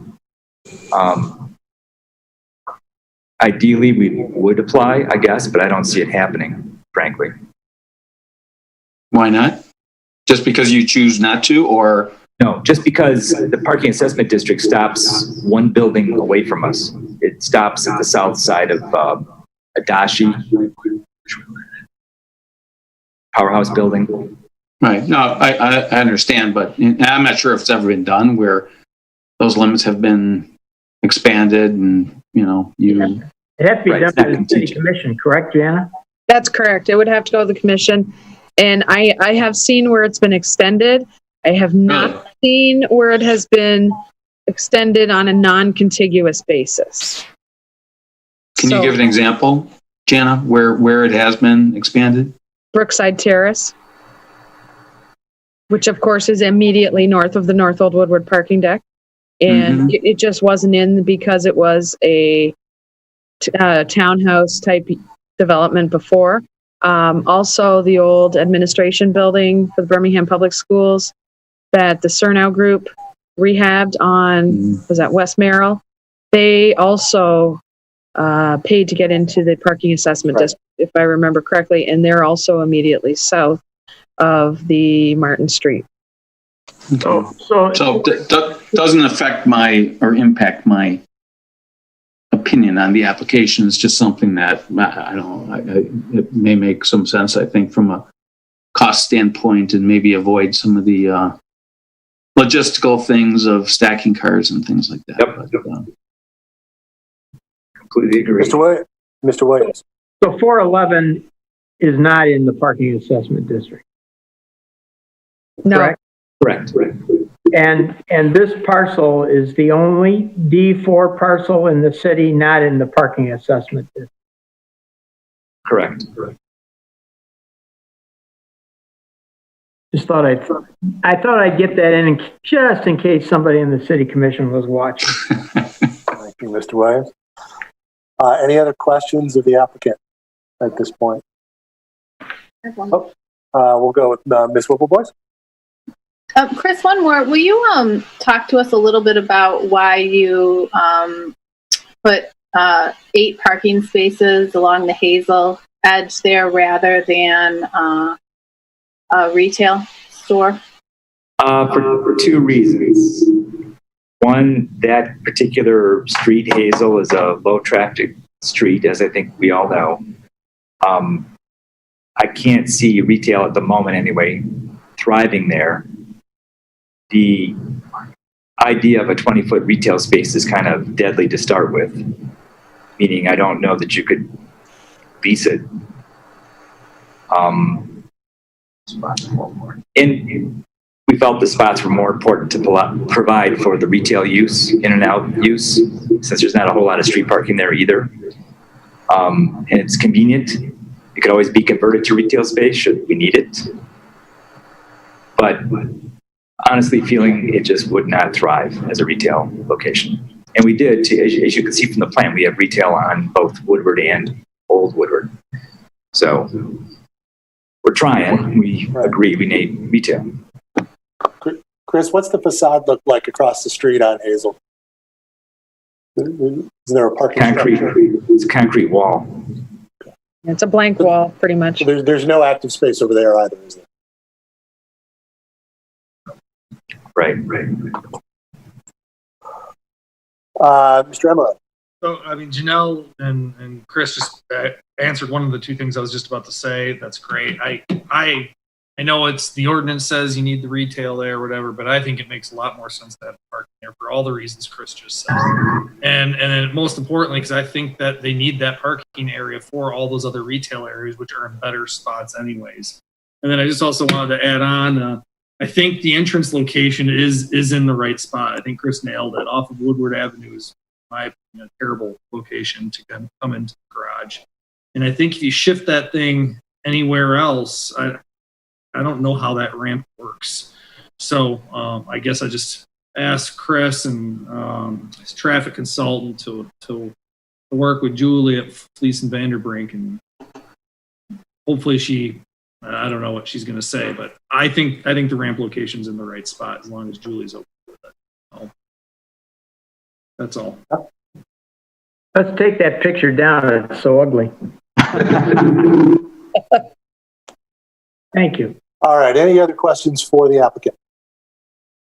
Seeing none, we will open this up to the public. Is there anyone from the public that would like to comment on the preliminary site plan that is being discussed? And I am looking. I did not see any hands. Nor do I. So we will bring it back to the board. Thank you very much. Board, is there any conversation? Mr. Jeffers. Yeah. So on the 20 feet rule, is that something that they would have to go back to the Zoning Board of Appeals, or is that something we can override, or what's the format? It's a Board of Zoning Appeals issue. All right. Is that the same for the vestibule or the space on the roof? Yes, it is. And to Mr. Long's point, Chris, it's hidden, but it is under the height standards. It's an exception that allows you that vestibule space. That's why you probably didn't see it under rooftop use standards. Different section. Yeah, as always. Would make too much sense. Make your life too easy, Mr. Walker. Okay, any other conversation at the board? Nick, you had a comment? Yeah, just to Stuart's point, that I would suggest, though, it sounds like they may wish to seek a variance. but it may be helpful to get it over with now. The BZA really likes to hear some commentary as to the board's feeling on something like that. We've gotten a little bit, but I'm not sure if you guys want to add any more. Fair point. Fair point. Anyone else on the board wish to comment? Mr. Jeffries? I'll just, if you think even from a safety standpoint of trying to get people off that roof in the event of some inclement weather or something out there, I think we're going to need to go back and change that ordinance or do something. So I would highly recommend that I would be more upset if I saw it is the size of the elevator shaft than I am seeing that. I think that's probably appropriately and much more safe. Mr. Kosak? I want to make a comment regarding those parking spaces along the street there. So, I mean, the nice part about this project is it's got 3 public sides, but that makes it a challenge because you typically have a front of the house and back of the house. And so I think the floor plan actually works out quite well to sort of activate the corners, which are important. And, if you need parking, it's got to go somewhere and to support the retail. So I would, I think there's a case to be made that there's some practical difficulty here regarding, 3-sided building with and for all the reasons Chris mentioned, and it's not really a highly traveled public street and retail street, and in particular, what's happening across the street south from it is doesn't help it in any way. So, and I think I remember the conversation about the rooftop. At one point, I think it was limited to the size of an elevator, which elevators. They're just small, and even I think we probably got it wrong. I have no issue with the way that upper level is depicted and allows people. Again, there's a storm, you can get in, you can wait for an elevator, you can get down the stair. I don't have an issue with people storing stuff in there, whatever. It seems very reasonable to me. So, Chair?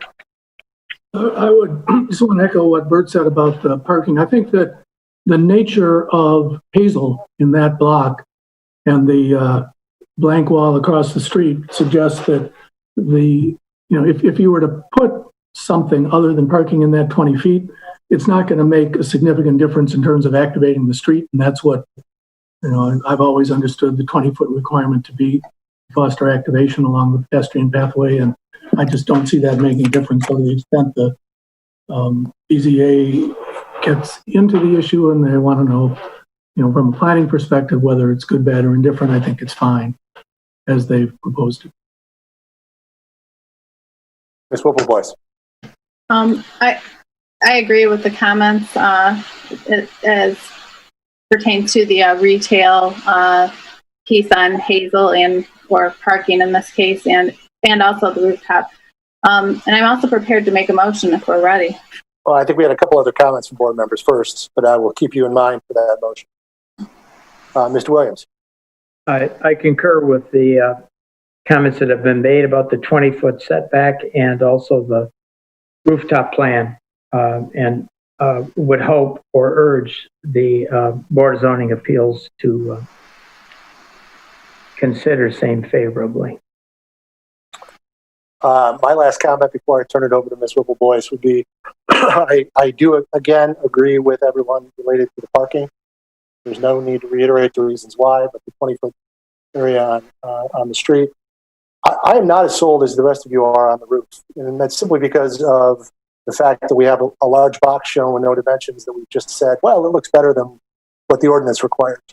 I'm not opposed to perhaps the applicant coming forth with a little bit better reasoning for his design, but as of now, it just appears that they wanted a larger space, and maybe rightfully so. But being an engineer and a stickler for the rules, I don't know that I see a difficulty involved here, other than I'd rather us frankly look at the ordinance and modify that than just start disregarding it just because we think it looks nice. But that's my opinion. With that, Ms. Whipple Boyce, did you have a comment or a motion you'd like to make? I do. I move to approve the preliminary site plan for 469 and 479 South Old Woodward, project M1, with the following conditions. The applicant must submit revised plans showing the amount of bedrooms in each unit to ensure the minimum area required per unit is met, or obtain a variance from the BZA. 2, the applicant must submit a revised rooftop plan that shows no habitable space in the final site plan review, or obtain a variance from the BZA. 3, the applicant must submit details on all proposed RTUs and details on the proposed screen wall material to ensure the RTUs are fully screened from public view at final site plan review.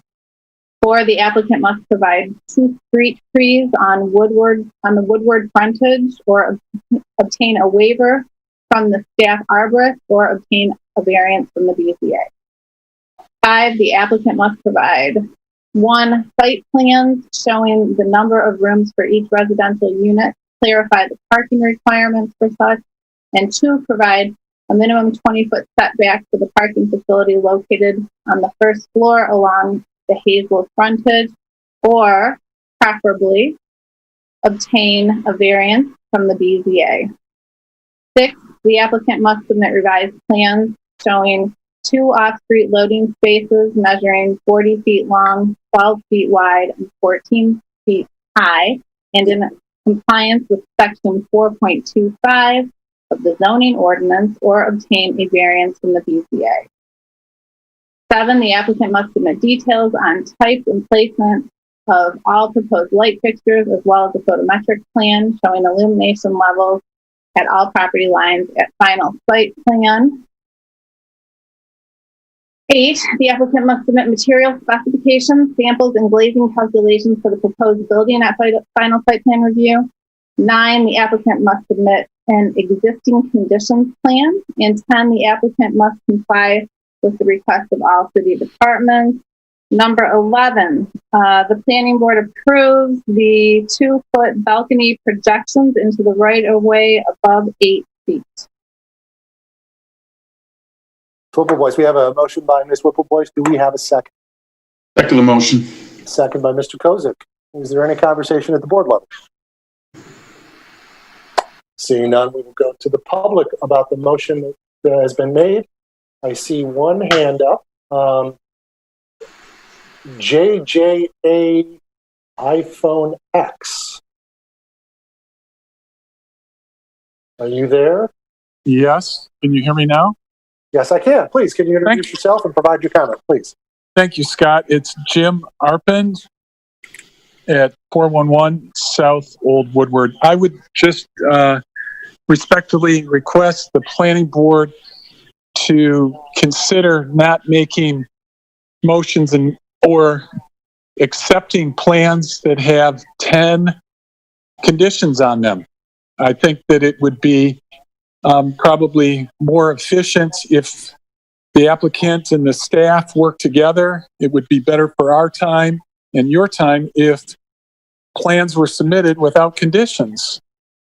That's one comment.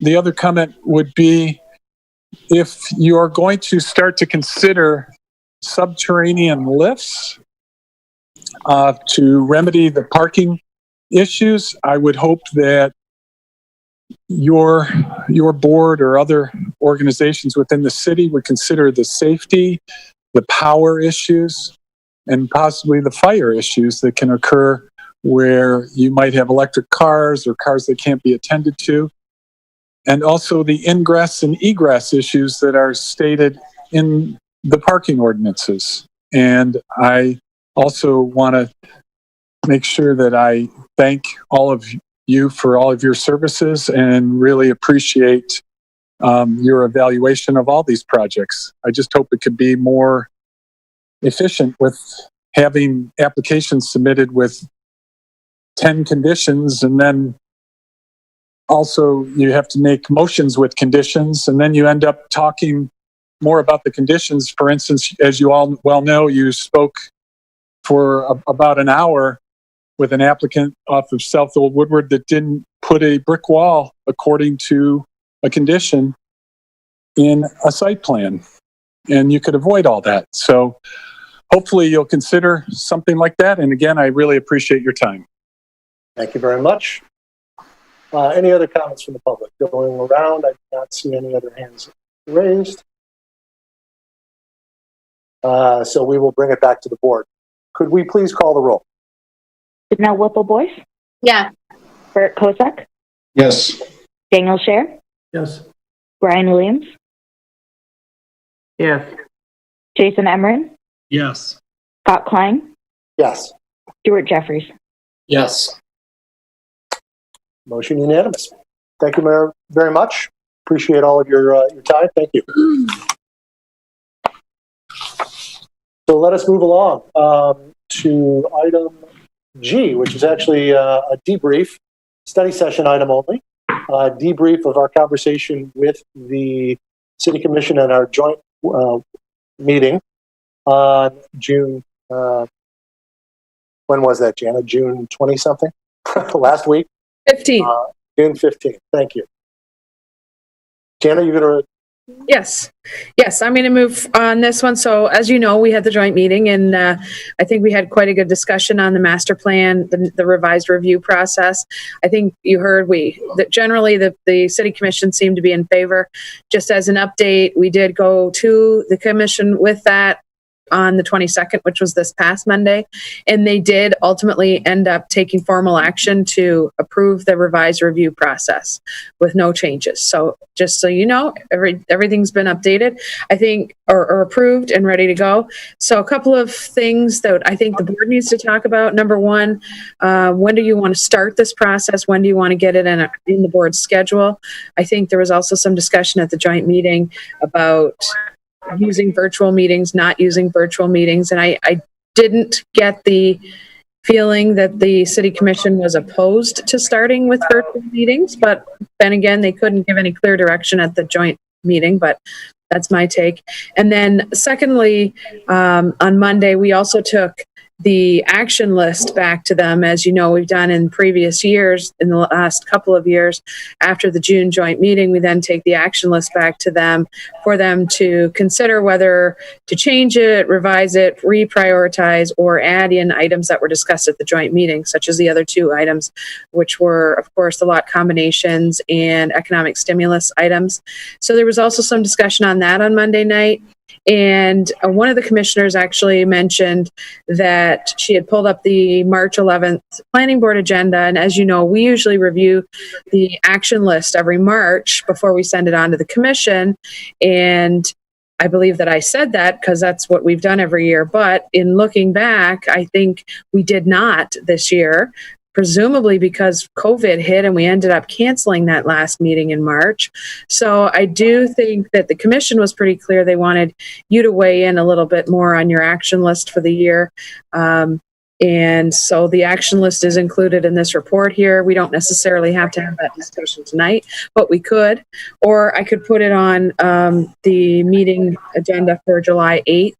So they would like the planning board to have a little more discussion about the action list and your thoughts, feelings, and priorities on projects and where they should go. Some of the other comments on Monday night were maybe we should take some of the old items that have been on there for multiple years that are always at the bottom of the list, and maybe a chance to clean them up and take them off the list. It's up to you. I'll leave that up to you. But I think primarily we need to decide when we want to start this process. And I do point out that we have Matt Lambert from DPZ on the phone, or sorry, on the Zoom meeting as well, if you have any questions for him.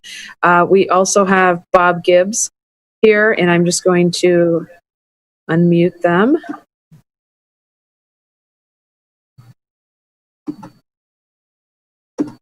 Okay. So I don't know where you wanted to take it, Scott. Do we want to just start with when do we want to talk about it? I will say that at the July meeting, the first meeting in July, near the end of this meeting, I'm going to ask you to amend the rules of procedure to adhere to site plans that night. So maybe that's not the best meeting to start. I throw that out there for discussion. Right. Well, Janet, before I go to the board, and I see Mr. Williams has a comment, I'm going to go to him in a second. Just to set the record straight, the Governor Whitmer's executive order that allows virtual meetings as part of the Opens Meeting Act expires at the end of June, correct? We have not seen any. It does not anymore. She actually just sent out or just issued a new executive order. It's now runs through the end of July, Right. July 31st. July. Okay. Yes, that's just this week that came out, I think. Okay. Well, good. I just wanted to make that clear before we started any discussion on this. Mr. Williams.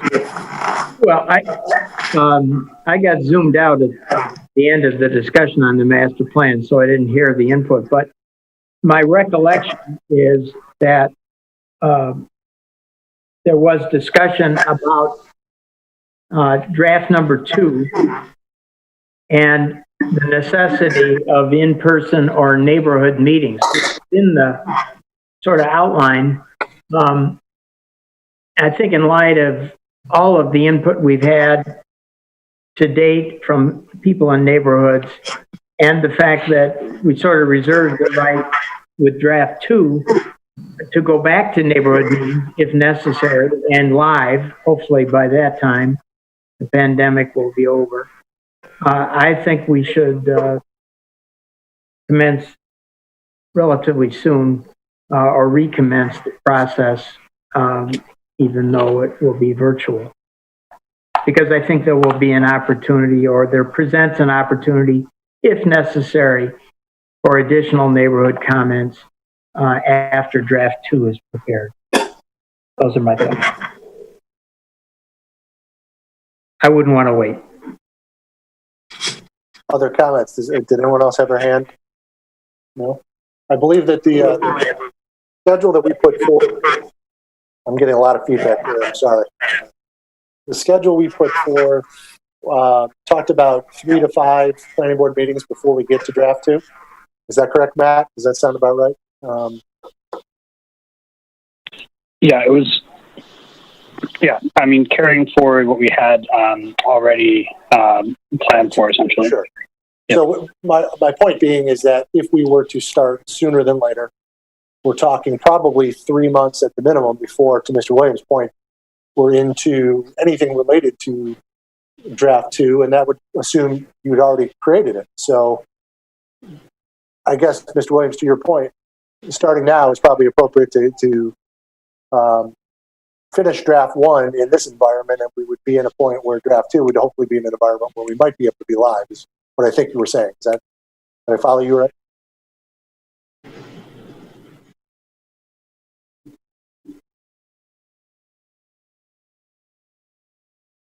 He's muted. Can someone unmute Mr. Williams? There you go. Okay. I think if we don't start soon, we're not going to finish in 2021. Right. Fair point. And I will have forgotten everything by 2022. Mr. Jeffries. Yeah, what I like about this is that I think sometimes, at least we have the potential, and I've noticed some different names, but to maybe get a broader audience by having, if we start with the Zoom and then you get the live, you got the younger family who's not going to get a babysitter to come to a city meeting who can still Zoom in. And then, the folks who don't have those issues who are fine with coming on a Wednesday. Right. Gianna, you mentioned perhaps changing the rules of procedure coming up. What day was that? Were you discussing? July 8th, the first meeting of the month. Okay. And the reason being was we had to send out notices for those 2 items. There's only 2 items, so we could have a discussion on either the action list, probably not a master plan meeting, because we probably want to reserve a meeting exactly. for that. Right. But Okay, so that was my point. July is also a tricky month for vacations to Correct. things. So Correct. So, board, are we looking at potentially our first meeting in August, being the 12th, being the study session, being our first kickoff back into the master plan? That seems reasonable. It's time to advertise, etc. That'd be fine. I think that would also give the city an opportunity with email blast and whatever else it needs to do to let people know we're recommencing. Right. I wouldn't rush into it right. in early July at this point anyway. I think August gives the city 40 days to publicize the fact that we're recommencing. Great. Mr. Pcehr, you had your hand up? Yes. The answer to your question is yes. Well, I always like to hear that. Anybody else with a comment? I'm hearing general acceptance and support at the board level then. Okay. Jana, I don't know about the rest of the board, but I guess I would suggest that perhaps you give us an opportunity to review the action list with this in mind, and maybe next time we get together, if it is the 8th that you want us to do this special meeting, that we can, the one study session item could be the action list. Can we just make sure we include the elevator thing? I think we created one tonight. Yeah. Great. So, yeah, Mr. Webb. Yeah, I just, was there a reason, I'm asking a question why all of a sudden number 5 and 6 are lot combination process and economic stimulus options? Were those just inserted, or were they inserted there for a reason, Janet? They were inserted because those were the 2 items that were discussed at the joint meeting, and the procedure has been the last 3-4 years to have the commission then consider whether they want to add those to their action list to planning board's action list at a regular scheduled city commission meeting. But they did not decide to take any action until you had a chance as a board to kick these around. Yeah, in terms of sequence, why are they 5 and 6?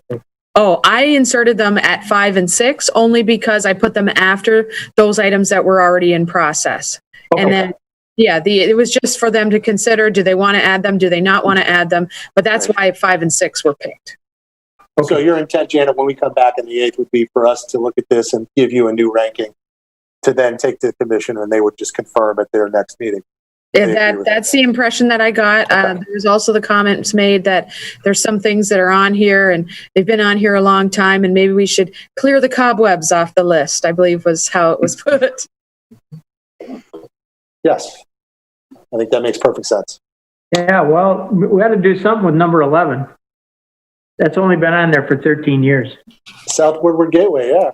Yeah. Got more than cobwebs. Well, you've got both, there's 2 sides of it, right? If you take it off, then somebody says, oh, you're not considering this anymore. And if you leave it on and you say, oh, it's part of the master plan, then they're like, oh, take it off. So, we can have those discussions. Wait, haven't we accomplished this? Didn't you see they put a new veneer on Keiko's?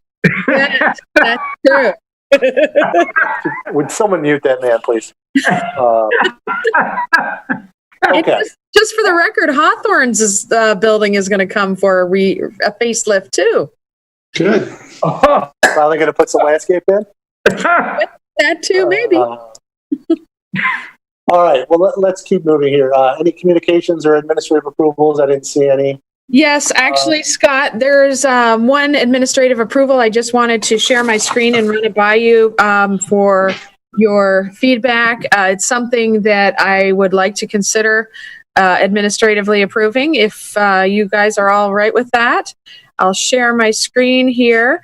This is the corner of South Adams and Webster. Okay, you can see this. The South Adams, Webster. Okay. So it's along South Adams, south of Adams Square. Those properties where the first 2-3 in are all zoned O2, and is then it across from Primo's? I think it's right across from Primo. Yeah, pretty much. And actually, let me unmute. The architect is on the phone or on the call. Hold on one second. I'm going to make sure I unmute him. Maybe kitty corner, I think, Stuart. Okay, yeah. All right. So basically, there's 2 buildings on the site. They're two older houses, and there's an existing law office on the one you can see that's marked. And there's a proposed new use to go in the vacant building. So basically, all they're proposing to do here is as I switch pages here, they're not changing anything on the site in terms of what's asphalt and what's building, but they're restriping the parking lot so they can pick up 2 spots, and they're adding in a handicapped, an ADA compliant space down here. And then, of course, when they wanted to do that, we said, okay, well, you're going to have to provide some screening along South Adams because the parking lot is there now, but it is not screened. And in the ordinance, it says that, of course, it has to be a masonry screen wall 32 inches in height or a durable material that the planning board approves of that's maintained and provides an effective visual barrier to the parking lot. So we're asking, would it be acceptable to you that they use a landscape buffer there? They're talking 2 rows of evergreen shrubs, 2 different types of arborvitaes, a taller one and a shorter one, to run along South Adams there. So basically those are the 2 changes. 1, restripe the existing paving that's already there to pick up 2 spaces and 1 ADA space, and then add that landscape buffer. Is that something that you're willing to have us administratively approve? Hey, Jana, just a question. This note at the bottom, so is this a bakery or a place selling baked goods in, I guess? Yes, they're proposing a bakery shop, yes. It'd be better than what's there now. Every time I drive by that, I always kind of, because I think they just kind of tarred that or one of those lots there. That to have that thing screened would be a win for me. Go back to the previous existing plan, Jenna. Yep.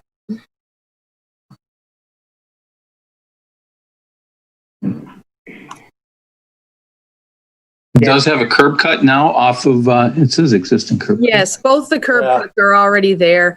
They're already using it and accessing it from in the same way. They're just simply restriping and, I said they're adding a handicap spot. They're actually moving it closer to the bakery. There's one there now, behind the law office, but it would shift it down to the west, right behind the bakery to make it closer. So any changes proposed to, so that used to be a house at one time, I presume. So the floor elevation is probably, a couple of feet above grade. Are they creating I believe entranceway, new ramps, I believe their ADA entrance is in the rear. Mr. Marusich, can you hear us? Sure can. Can you hear me? Yes. All right. Can you address that question? This is Mr. Marusich, the architect for the project. Sure. The entry that's proposed to be adapted to be handicap accessible is to the rear, adjacent to. Which is the rear? I'm sorry. Yeah, the rear. In this case, the rear is there's actually 3 entrances to the building. One off of Adams, one you can see off of Webster, and then to the rear, as I refer to it, is the one that's adjacent to the parking lot. The south elevation.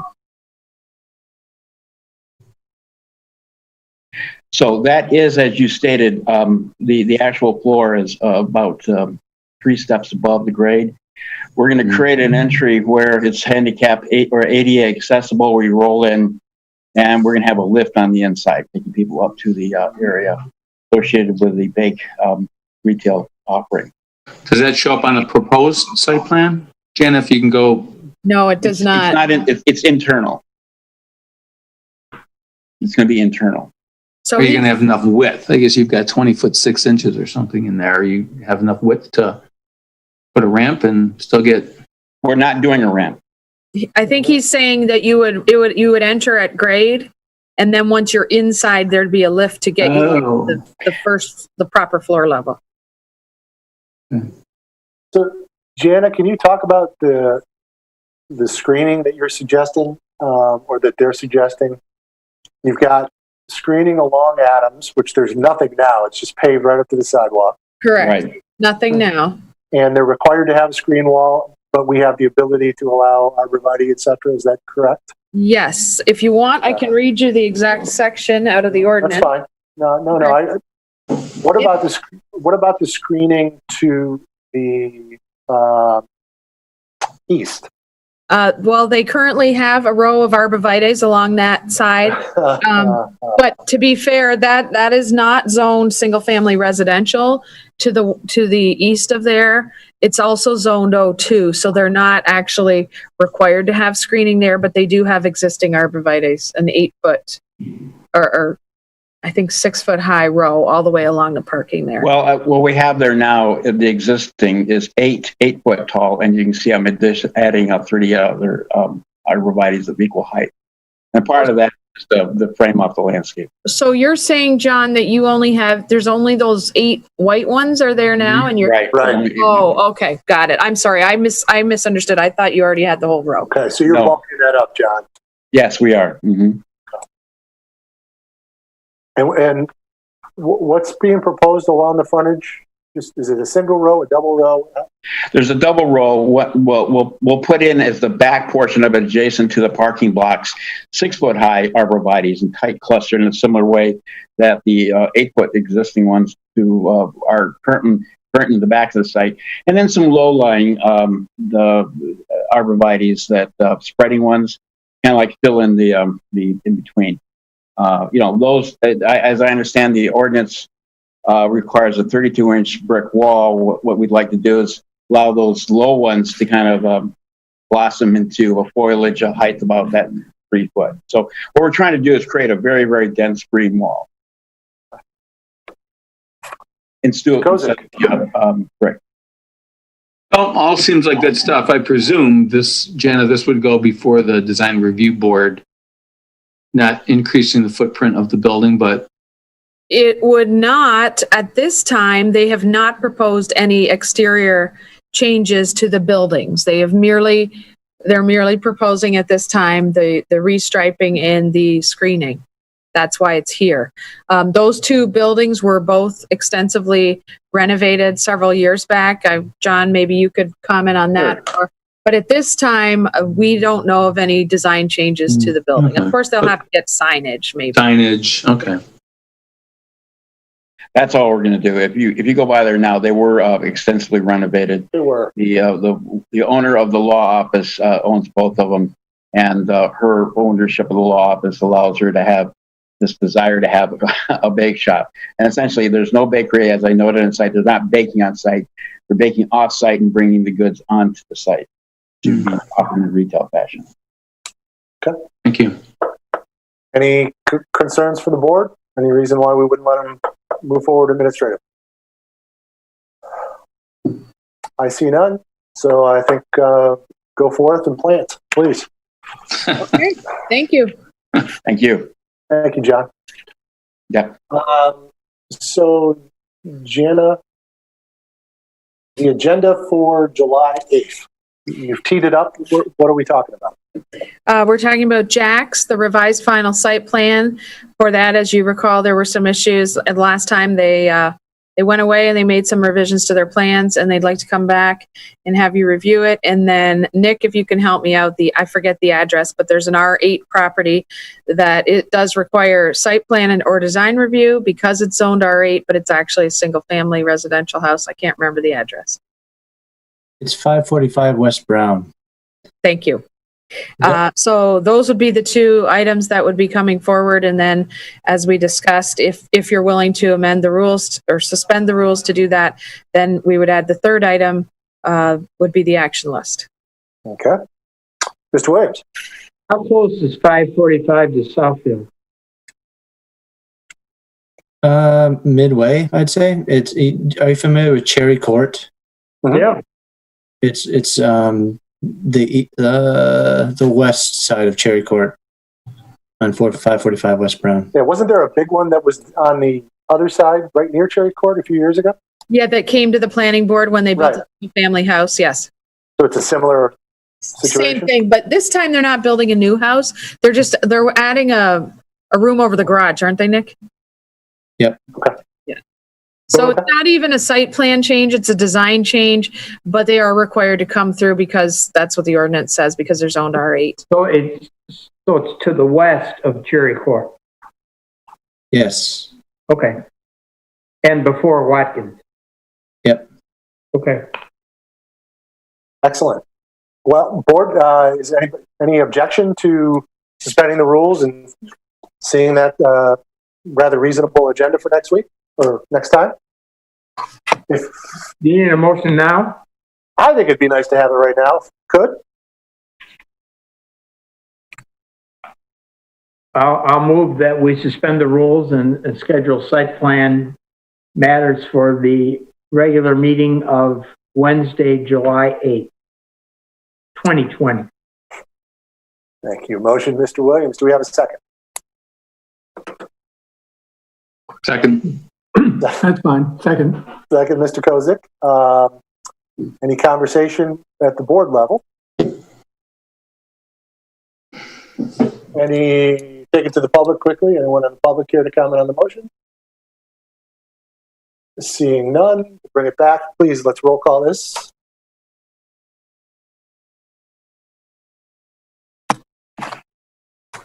Laura, are you there?